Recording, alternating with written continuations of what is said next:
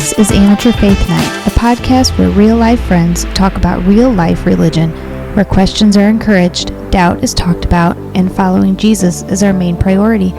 Let this be a starting place for you to research things and study them out for yourself. God is bigger than all of our questions, and it is okay to not have all of the answers.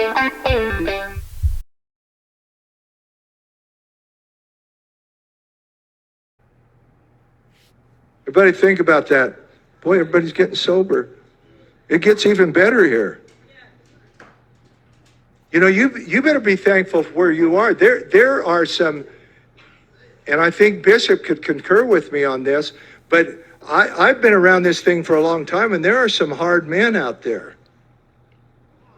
There are some pastors that, I mean, they are hard. There is no give, and it's almost like they're a dictator. But yet for that church, they're the man of God. There's some things that stories that I've heard that there's some of you couldn't take it if you had a pastor. And I remember Brother Parker that just recently passed away. I remember him telling the story of being in Brother Terry's church, and he was maybe having some problems with a little bit of rebelliousness. And so, you know, what would some of you do if Pastor got up here behind the pulpit and somebody was having a little bit of a pity party and being offended, and he called, now I'm trying to think who I can call out without offending somebody, and Pastor called out and said, Brother Tim Moran, you get up here. Yeah, we'll play this thing through. Get down on your knees and bark like a dog. Thank you. So that's what.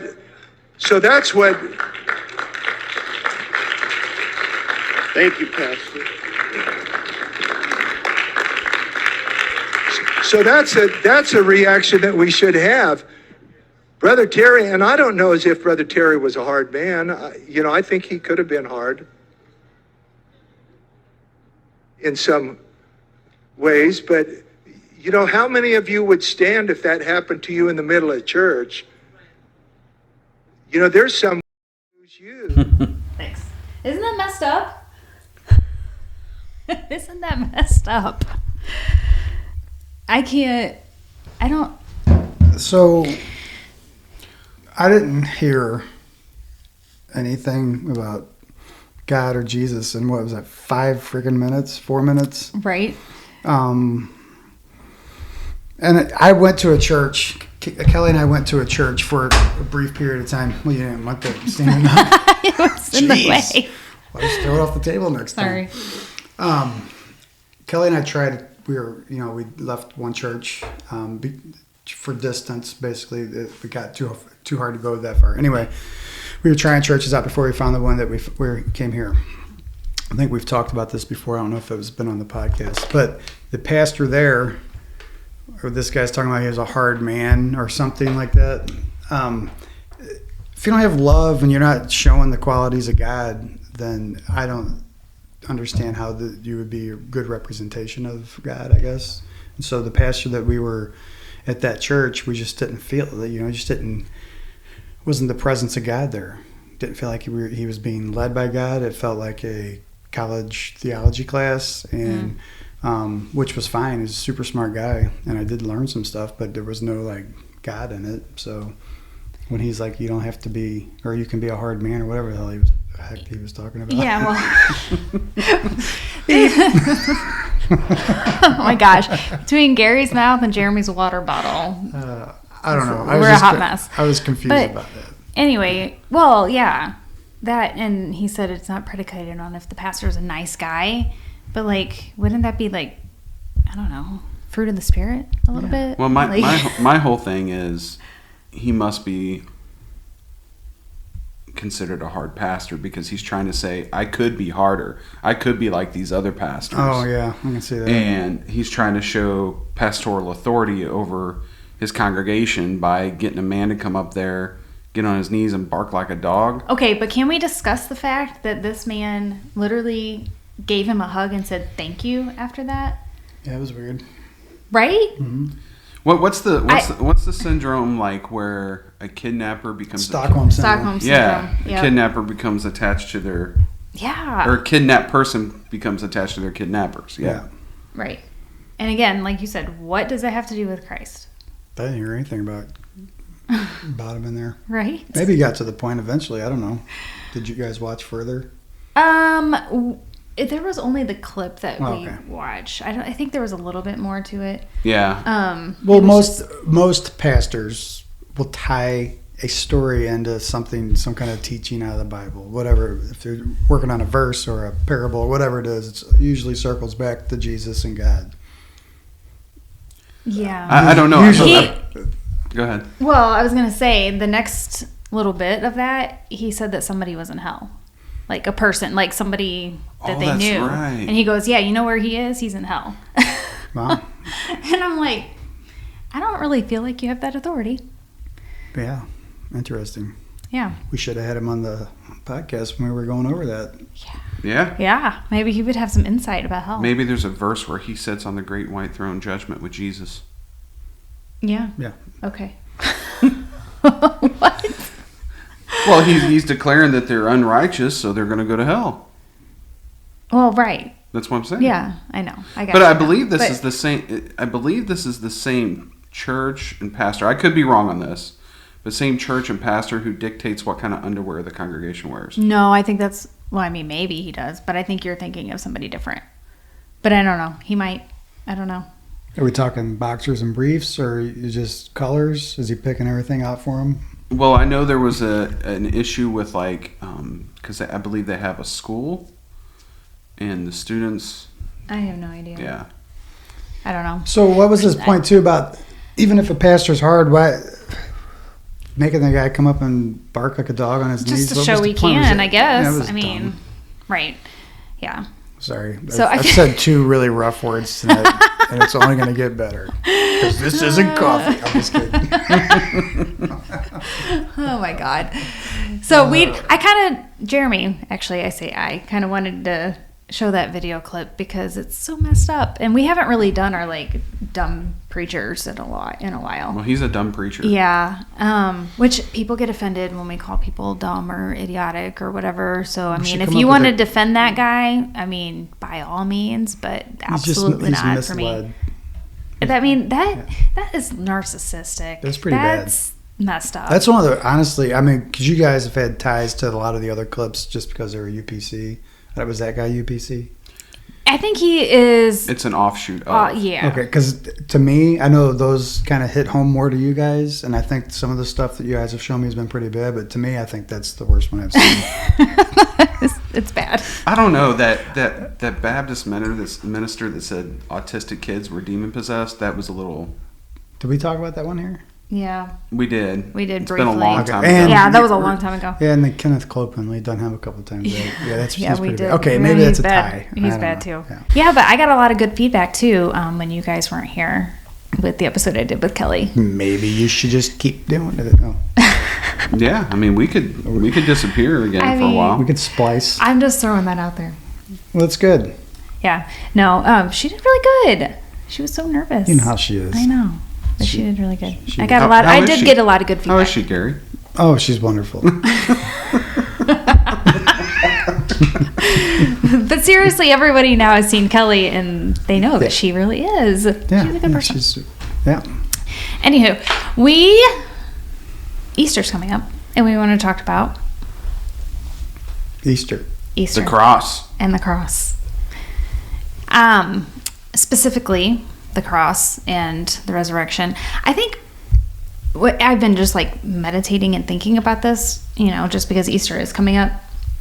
And I remember like when we were UPC, Easter, like we did the Palm Sunday thing, and that was about the resurrection, and we usually sang songs about the resurrection or heard a message about the resurrection. And then we did Easter. I'm sorry, not the resurrection, the crucifixion.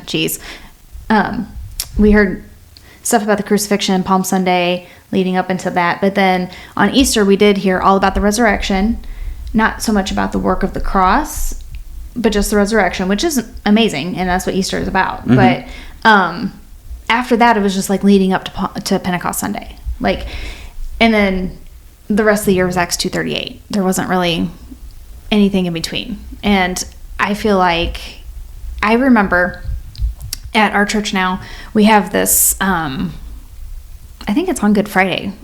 Do they do it it's like, you know what I'm talking about? The Good Friday service. Anyway, they had this giant cross set up in the gym. Do you remember that a couple of years ago? I think it was before COVID. But they had like the music playing really softly and the lights turned down low and a backdrop of like the sky and clouds and whatever. And it sounds really simplistic, but like walking in that room and just looking at the cross and how big it was, and because they also have like different artifacts and stuff from like what the cat of nine tails would look like and things like that. Frankincense, the myrrh. Yeah, they have a lot of that kind of stuff. So I think that whole purpose was just to see like what the cross actually looked like or whatever, and like get a good perspective of it. Myrrh and hyssop. Yes, I knew what you were talking about. yes, those things. But I just sat there and cried because I had never stopped to think about the cross and what implications that has on my life, because Jesus died and took my sin. And so I don't know. I feel like for me personally, that was not really something I gave a lot of thought to. Yeah, I mean, it was definitely glossed over. I think Easter Sunday was more of, if you got anything on Palm Sunday, it was to prep you really for Easter Sunday, which was really a very brief resurrection story to ramp everybody up and try to get everybody excited. About 50 days later is Pentecost Sunday, and hey, we need to invite 200 people for this service or whatever. It was like the significance of Christ entering into Jerusalem that week leading up to his crucifixion and then his resurrection was really skimmed over because it was more of a hype to get everybody to push for Pentecost Sunday. Right. Well, and it was only really celebrated for 2 weeks out of the whole year. Pentecost Sunday? No. Oh. The crucifixion and the resurrection. It was only celebrated really 2 Sundays in the entire year. So like I feel like a lot of missed opportunity of what the gospel actually is. We didn't really talk about that. And I don't think all UPC churches are like this, because I do know of somebody who said like her dad was the pastor and he was not as legalistic and he really put a lot of emphasis on grace and the cross. But I do think that's an abnormality. I don't think that's normal. Yeah. I would say the church you and I grew up in glossed over it, and the church we left as adults glossed over it as well. For sure. But I don't know. I guess I never really stopped to consider. And for those that may not know, Pentecost Sunday was a Jewish festival which was approximately 50 days after Easter, which I know Easter varies but each year, but approximately 50 days after Easter. And it was really just a Jewish celebration of the harvest? Is that what it was? Yeah, it was actually. We kind of hijacked it for Acts chapter 2, I feel like. Anyway, that's just my 2 cents on that. But anyway, any thoughts, Gary? I just remember you going to that service and being like, when's he going to talk about Jesus? Yeah. Oh, the youth convention service. The youth convention. Yeah. Missouri Youth Conference 2022? Was it last year? Was it last year? No, it was not. No, it was convention. But yeah. Yes, it was youth Missouri convention. Youth I'm sorry. Convention 2022. Yes. Yes. Okay. I thought you were saying going for like Congress or something. No. This year. Okay. Anywho, ironically, Youth Congress this year is going to be in our home city the weekend of our conference. Yeah. We did not plan that, but we were hoping to buy tickets. We were going to give you guys some money, you UPCers. We were hoping to buy tickets and take Gary to the big shindig, and but our conference, Call to Freedom is going to be that weekend in Was not Kentucky. anticipating that. Well, there's always next year. No, they only do it every other year, Gary. Oh, man. I know. You're missing out. But in all seriousness, like, someone who didn't have a skewed view of the gospel, is that something that you thought about, or like gave it much consideration? I feel like even with the non-denominational kind of approach that my faith is started with and all that, Easter also, I mean, yes, it's a massive deal as far as what happened, but I don't feel like I've been as appreciative of it. I don't know if that's the right word, or the significance of the event.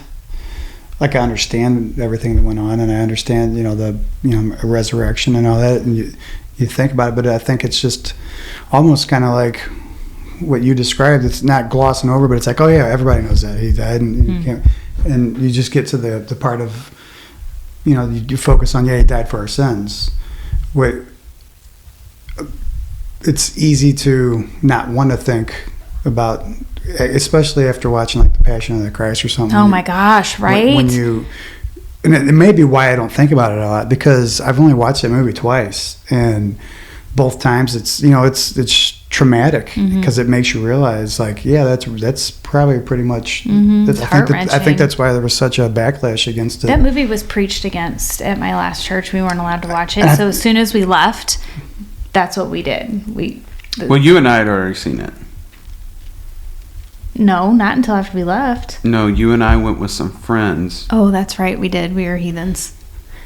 Yeah, we saw it in theaters. That's true. That's true. We really were heathens. But we might be terrible parents, because it was, it's a very graphic movie, but we had our kids watch it. Yeah, I wanted to do it around Christmas last year, and Kelly held off one more year. I'm like, the boys need to watch this.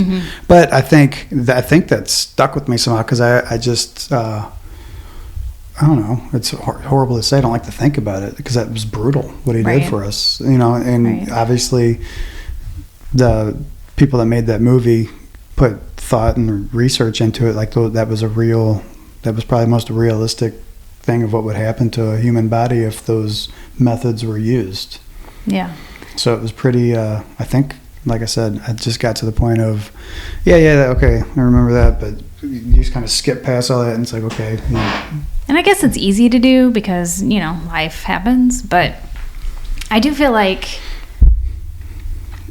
I do feel like now for me, I feel like it's talked about, like, Christ and Jesus and the cross is more of a point. Like, people make sure that they make that a point in the services at the church we go to now, which I appreciate, because it reminds me. And this is, when I say we, or if any of the verbiage I use here, I'm really talking about myself here in this next, because the resurrection itself, when you start and think about it, is a very challenging thing to think about. Yes. That a human person died, and then 3 days later rose from the dead, and then ascended to heaven. Like, all that stuff, that supernatural stuff that went on, is hard to believe. So it is. It's hard to believe. It challenges you. You get comfortable in your faith, where you're just you have your, I don't know when you call it, rituals, or you have your kind of sequence and cadence of your faith, of prayer and whatever it is. But when you get down to it and you start that Easter holiday, that Easter thing, that's really challenging stuff to think about. Yeah. Well, and it's funny that you brought that up. I don't even know where I was going now. Oh my gosh. I haven't had caffeine in 7 days. Can I throw that out? I've been detoxing. What a horrible idea. I know. 7 days. I don't know why. This is my third one of these today. Oh my gosh. Wednesday. In 2 days, I'm done. 2 days. Well, I know for me, the whole death, burial, and resurrection was a thing that I had to overcome when we left, because as we were leaving, we were doing quite a bit of studying. That's where I was going. Sorry. As we were leaving, we did quite a bit of studying, and I'm like, man, I've been lied to all my life about what the Bible actually says. And so I went through the whole battle of, well, if I was lied about this, is the Bible even true to begin with? Right. And so a couple key things that really struck me about the resurrection. we can't go back in time. At least at this point, we can't. Maybe someday, who knows? Yeah, man. But we can't go back in time and see for ourselves. However, there is some evidence that you can take into consideration. One of the things that really struck me is 11 of Jesus's disciples, if not more, but we know of 11 were killed, other than John. John died a natural death. Many of them were given a chance to recount what they had saw and heard. Recant. Recant. I'm sorry, recant. He hasn't had caffeine either. It's fine. But they didn't. Yeah. And if you're about to be on the chopping block, or you're about to be crucified yourself upside down, After watching it, or Right. what happened to him? thrown to the lions, Yeah. and you're given that opportunity, hey, just dispute what you saw, and Right. we'll flog you and let you go, kind of thing. Right. You would think a lot of people would be like, yeah, I'll take that deal, but they couldn't do that because they knew it was true. Right. And then you've got, who was it? I believe it was it Luke, who had said that there were 500 people approximately that seen witnesses, Jesus rise. Yeah. And, well, he's seen him ascend in heaven. And he said many of these people are still alive, and you can go speak to them yourselves. I'm not making this up. There's still quite a few alive. You can go, Right. talk to them yourself. So to me, that was a couple key things where I was like, okay, that makes sense. That's always been a pretty powerful supporting too. Is the whole fact of those they didn't recant, Right. Yeah. because it'd be, like you said, it'd be super easy to say, yeah, you know what, I didn't see it. And Well- then just go back to your But here's the thing too, like we used to make fun of people who believed that you could get saved upon belief, because we were like, oh, that's easy believism. Just say you believe, or just believe on this and you're saved. It was a big bump, wasn't it? It was, but you're fine. I was getting onto them for bumping the table and moving around here. I'm so sorry, Don. Anyways. Yeah. He's a sound guy, and That's he okay. gets really annoyed by you guys. Anywho's, like to actually sit down and believe that is not easy. There's nothing easy about that. It's easy to try to like work your way and try to do it yourself and try to believe in all these rituals and things that you can do, but it's really difficult to put your trust in the idea that God came to earth, was born, died, and rose again. That's huge. For what reason? Right. Well, because he loved you, or loved us. And that did what? Are you serious right now? Yeah. Are you quizzing me? Yeah. Sounds like a quiz. I know. This is a no caffeine quiz. Oh my Brought to gosh, you by right? Folgers. It was really rough the first couple days. It's not as bad now, but anyway. Oh, I think that's a good segue into Galatians. Yeah. So why don't you quote us your favorite verse? Ooh, my favorite verse. Yeah. Maybe one you have tattooed on yourself. I've showed this. I showed this a lot because it's my favorite one. Well, my favorite verse and my favorite tattoo. Yeah, I think it is my favorite. It's because it was my first one. Funny story. Whenever I got my ears pierced for the first time, I went and showed my mom. Well, I didn't show her, but I was at her house. My mom was still in the UPC at the time, and I walked up the stairs, didn't say anything about my ears because I didn't want to bring it up to her. She just takes one look at me and goes, "You gonna get a tattoo next?" I was like, Probably. "Not today." Yeah. But I waited to get this until my sister-in-law cut her hair, and then that was going to be the news and not my tattoo Did you anymore. use the power from the hair. You soaked your sister-in-law's energy. Right. don't know. I just let her be the The martyr. Anyways, but yeah, Galatians 2:21. I do not set aside God's grace, because if righteousness could come through the law, then Christ died for nothing. What does that mean to you? Me? Yeah. Oh, if you could earn it through a law, if you could earn God's grace through a law, then there was no reason for him to suffer and die. And if you pretend like you can, then you're rejecting the grace of God that was given to you at a high cost, just not your own. Yeah, it makes me think of where Paul, and it could be in Galatians, I'm not sure where it's at, but where Paul discusses the fact that if Christ never rose, then we're men most miserable because we have Right. no chance. Yeah. Because Paul knew himself that we cannot make it by the law, because none is righteous. Mm-hmm. Yeah. Yeah, I like your guys' answers. You going to add to that, Gary? No, I mean, it's like you said. I mean, it'd have been easier for Jesus to hand out contracts on papyrus and say, just sign this and not have to die. Yeah, it's true. I don't know.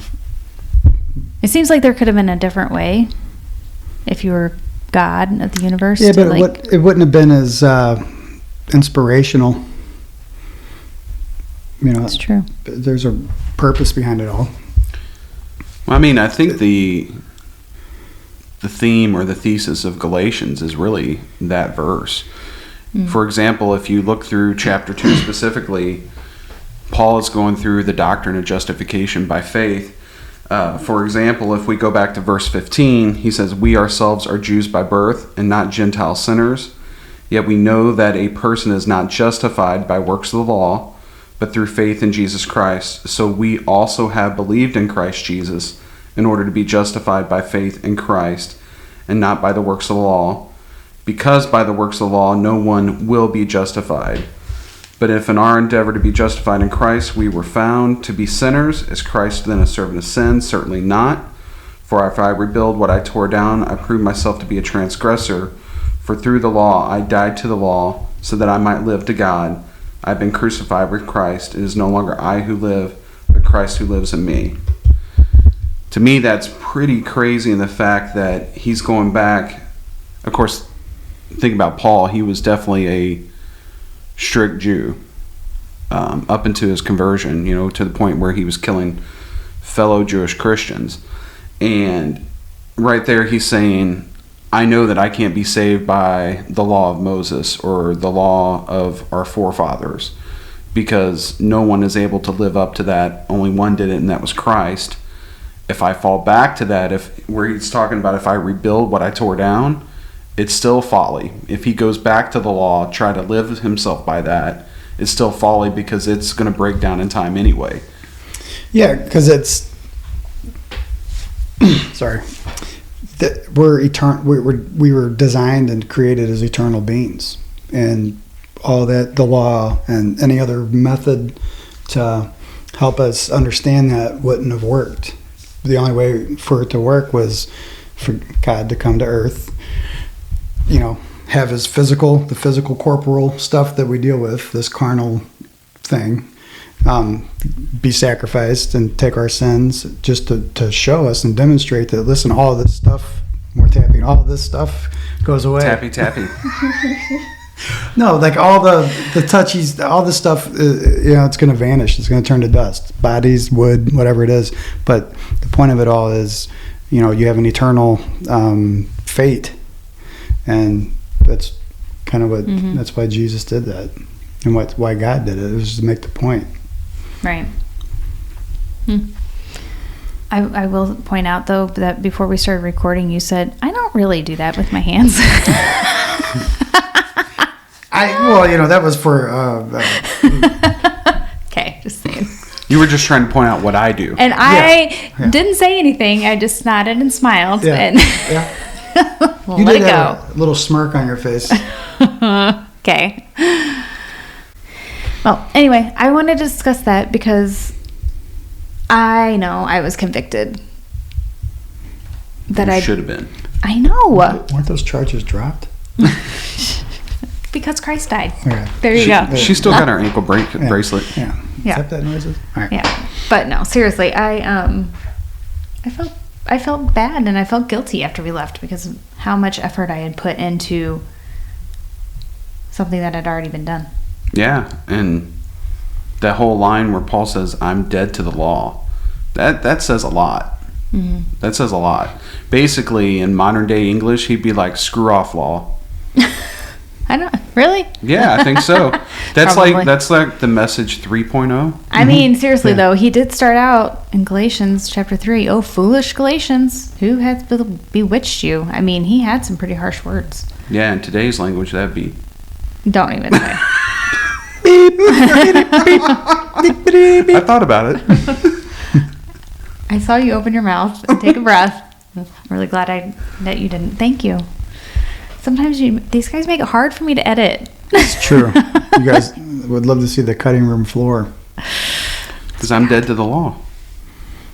I fought the law and the... Law won. Hey, that's what happens when you're a UPCer. You fight the law, and the law will win. Oh my gosh! I don't even. That has to be a song, right? It is a song. Who sings that? What song is that? Oh, I don't know who sings. It's an old song. We got to give them credit now that we mentioned it. It's true. Otherwise, Song by The Clash. The Clash. Sung by The Clash. Sung by The Clash. Yeah, I didn't know that. I knew it was a song. It kind of went like this. I know. Okay. All right, reel it in. Here Reel we go. it Take in. five. Okay. So what have we learned by today's talk? You should not make somebody bark like a dog. That's messed up. No. Unless. And people will talk about you on the internet because that's jacked up. Yeah. We make big bucks doing it. Do people talk about you on the internet? Oh, Probably. Why do you think the comments are turned off on the page? Are they? No. I thought they were. No, they're not. Oh. I have them where I have to approve them. But I mean, I've never not approved. Okay. Anything. All right. Anyway. that's a test out there, folks. Try to be the first one to be not approved. Yeah. Anyways. We'll give you a shout out. Okay. Yeah, that's it. The first person that's not approved, we will give you a shout out on the following recording. Okay. We'll call you out by anyways. name. Give us your email address. John in Denver. You can't say that. Okay. Happy Easter. Like and subscribe, please. Jen is done. You guys have a good New Year's. Thank you. Yes. Oh my gosh. Yes.